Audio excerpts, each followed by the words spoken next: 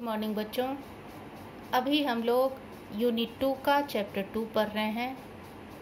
इसके अंतर्गत हम लोग शैशवावस्था में आहार आयोजन और किशोरावस्था में आहार आयोजन के बारे में पढ़ रहे थे।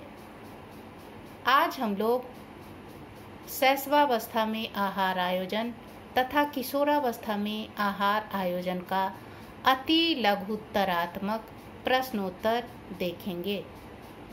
बच्चों, सबसे पहले प्रश्न है, शिशु के लिए सर्वोत्तम आहार क्या है?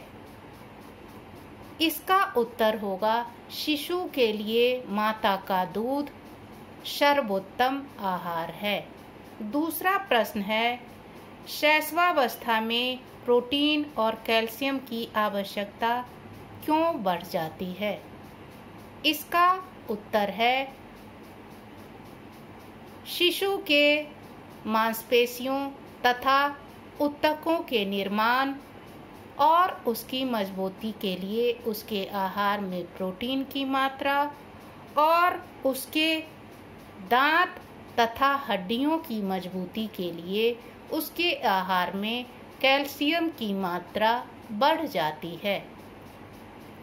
तीसरा प्रश्न है, कोलेस्ट्रम बच्चे के लिए विशेष रूप से लाभदायक है, क्यों?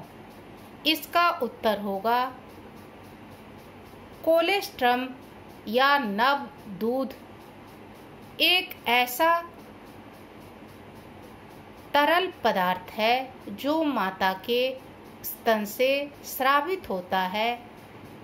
इसमें वे सारे तत्व मौजूद होते हैं जो शिशु के विकास के लिए और उसके अंदर रोग प्रतिरोधक क्षमता बनाए रखने के लिए बहुत ही आवश्यक होते हैं।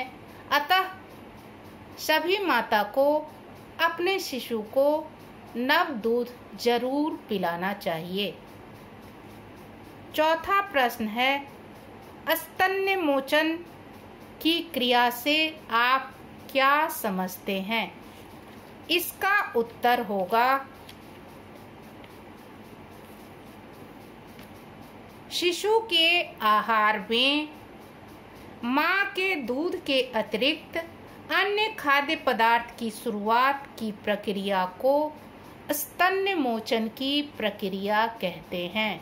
एक बार फिर से सुनिए, शिशु के आहार में मां के दूध के अतिरिक्त अन्य खाद्य पदार्थों की शुरुआत करने की प्रक्रिया को स्तन्यमोचन की प्रक्रिया कहते हैं।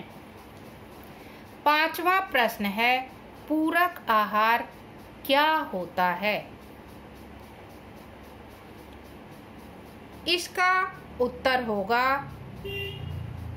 मां के दूध के अतिरिक्त शिशु को दिए जाने वाला कोई भी खाद्य पदार्थ पूरक आहार कहलाता है। एक बार फिर से सुनिए, मां के दूध के अतिरिक्त शिशु को दिया जाने वाला कोई भी भोज्य पदार्थ पूरक आहार कहलाता है। छठा प्रश्न है, पूरक आहार कब आरंभ करना चाहिए? इसका उत्तर होगा सामान्यतः पूरक आहार 4 से 6 महीने के बीच में आरंभ करना चाहिए। इसके बाद है, किन्हीं 4 पूरक आहारों के नाम लिखिए। इसका उत्तर है दाल का पानी, फलों का रस, दलिया,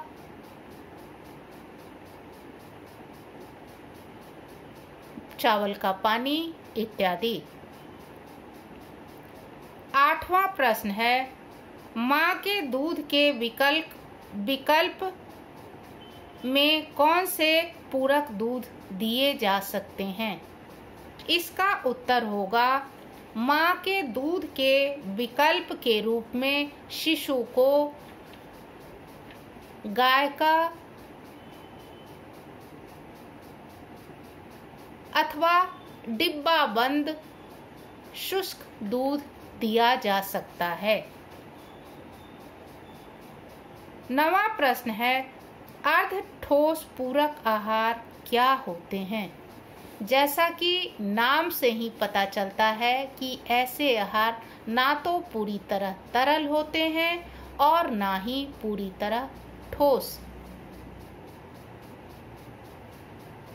अर्थात वैसे आहार जो ना तो पूरी तरह तरल हैं और ना पूरी तरह ठोस, उन्हें अर्ध तरल आहार कहा जाता है। जैसे खिचड़ी, दलिया, पका हुआ मसला हुआ केला, सूजी का खीर इत्यादि। 10वां प्रश्न है, बच्चे को स्तनपान करवाने के 2 लाभ लिखें। इसका उत्तर होगा, स्तनपान कराने के 2 प्रमुख लाभ हैं। पहला, बच्चा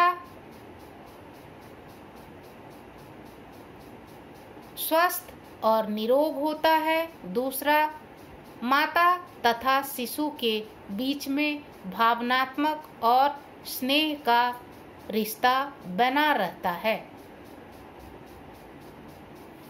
इसके बाद आता है किशोरावस्था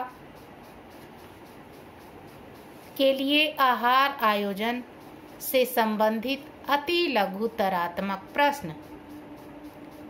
इसमें पहला प्रश्न है, किशोरावस्था में ऊर्जा की आवश्यकता क्यों बढ़ जाती है? इसका उत्तर होगा, किशोरावस्था में एक किशोर शारीरिक रूप से अधिक क्रियाशील हो जाता है, जिसके कारण इस अवस्था में उसकी ऊर्जा संबंधी आवश्यकता बढ़ जाती है। दूसरा प्रश्न है, आयोडीन का किशोर के आहार में क्या महत्व है?